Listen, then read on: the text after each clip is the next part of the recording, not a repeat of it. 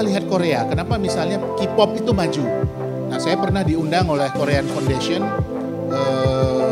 kira-kira tahun 2015 yang lalu keliling Korea untuk melihat bagaimana perkembangan kewirausahaan, perkembangan ekonomi, dan perkembangan industri kreatif di Korea. Saya tanya kepada teman-teman di Korea itu, gimana kok K-pop ini bisa hebat sekali gitu. Nah, yang pertama, bahwa sekali lagi inisiatifnya datang dari rakyat. Berkembang hebat industri ini. Bukan dari pemerintah loh, datang inisiatif itu.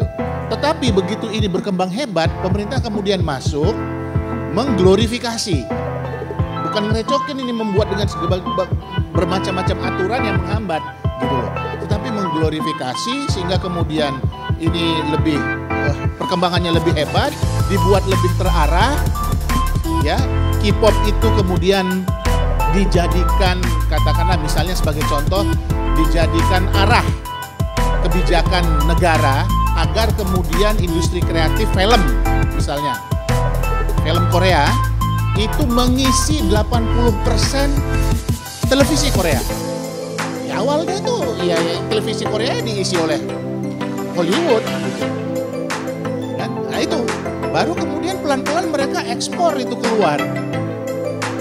Ya, ekspor keluar, modalnya masuk, baru kemudian pemerintahnya masuk, kemudian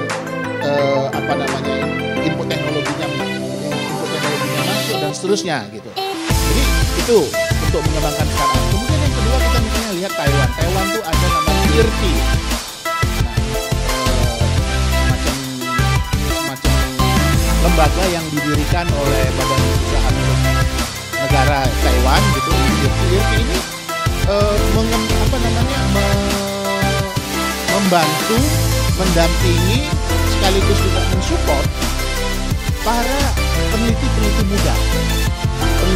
muda yang linkages dengan apa yang menjadi kebutuhan industri dan pasar ke depan. Sejak awal, mereka yang paling hebat lagi, mereka buka IRT itu di Jerman.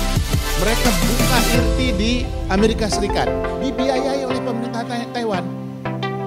Nah, saya tanya, kenapa kok Anda bukanya di Jerman, bukannya di IRT, bukannya di Amerika Serikat? Mereka bilang, pertama mereka belajar, kita support di sini. Kemudian yang kedua, kita bisa tahu apa yang mereka kerjakan, apa yang mereka lagi pikirkan, apa yang mau mereka kembangkan in the future gitu loh.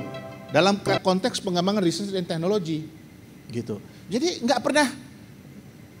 Jadi Taiwan mau perkembangan seperti apapun, misalnya katakanlah di Amerika tentang teknologi informasi, dia ngikut terus.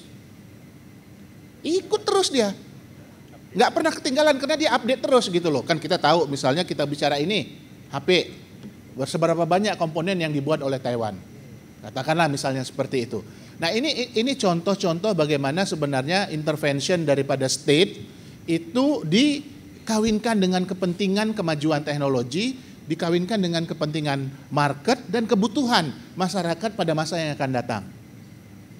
Nah ini mungkin beberapa hal yang menurut kami dan pemerintahan pada saat ini menurut pandangan kami cukup serius ya, sangat serius untuk mengarah ke sana. Mungkin itu Pak Handito. Pak Handito ini sangat hebat nih karena dia membantu tim dan dia ketua tim penulis roadmap industrialisasi 2045 di Komite Ekonomi dan Industri Nasional.